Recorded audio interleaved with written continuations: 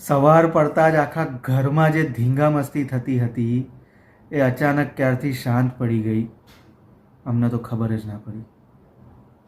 12 મહિના જેનો રૂમ અસ્ત વ્યસ્ત રહેતો હતો એ ક્યારથી આખું ઘર સંભાળવા લાગી અમને તો ખબર જ ના પડી.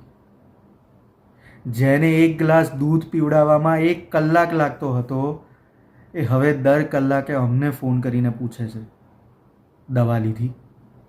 આવું ક્યારથી થયું અમને તો ખબર જ ના પડી. જે જીદ કરીને પોતાનું ભાવતું ખાવાનું બનાવડાવતી હતી એ ક્યારથી બપોરનું વધેલું રાત્રે ખાવા લાગી અમને તો ખબર જ ના પડી. જેને અમે ખભે ઉચકી ઉચકીને ફરતા હતા એ ક્યારથી અમને એનો ખભો આપવા લાગી અમને તો ખબર જ ના પડી.